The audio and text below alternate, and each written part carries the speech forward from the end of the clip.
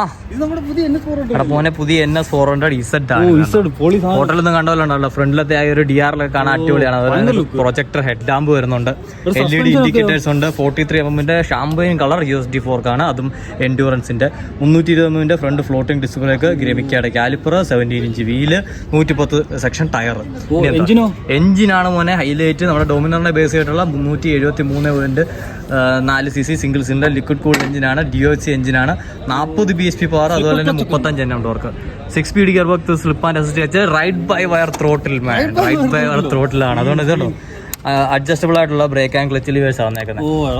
അതുപോലെ തന്നെ 4 riding mode വരുന്നുണ്ട്: road, rain, sport, off road.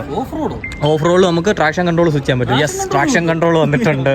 അതുപോലെ തന്നെ ABS-നാണെന്നുണ്ടെങ്കിലും ഓഫ് റോഡ് മോഡിൽ നമുക്ക് മോഡുലേഷൻസ് വരും. ഓഫ് ചെയ്യത്തില്ല, ഓൺ ആയിരിക്കും, പക്ഷേ ഓഫ് റോഡിനനുസരിച്ച് അത് അഡ്ജസ്റ്റ് ആയിരിക്കും.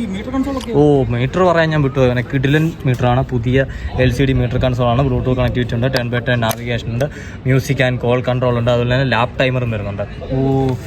ഹൈറ്റ് എങ്ങനെയുണ്ട്? 809 mm ഉള്ളൂ തന്നെ സീറ്റ് ഹൈറ്റ്. നീ ഒന്നും പേടിക്കാനില്ല, സുഖമായിട്ട് നമുക്ക് കാലുകുത്താം. ഗ്രൗണ്ട് ക്ലിയറൻസ് അത്യാവശ്യം ഉണ്ട്, 168 ഉണ്ട്. വെയിറ്റ് 174 കിലോ ഉണ്ട്. പവർ ടു വെയിറ്റ് ഒക്കെ അത്യാവശ്യം നൈസ് ആയിരിക്കും. ബാക്കിൽ നമുക്ക് പ്രീലോഡ് 6 സ്റ്റെപ്പ് പ്രീലോഡ് അഡ്ജസ്റ്റബിൾ ആയിട്ടുള്ള നൈട്രോസ് മോണോഷോക്ക് വന്നേക്കുന്നത്. അതുപോലെ ബാക്ക് ടയർ സൈസ് വ്യത്യാസം വന്നിട്ടുണ്ട്. 140 സെക്ഷനായി പോകുന്നേക്കുന്നത്. നോർമൽ 200 അതൊക്കെ 130 അല്ലാണ്ട് ഇത് 140 വന്നിട്ടുണ്ട്. Typical Pulsar tail lamp വന്നേക്കുന്നുണ്ട്.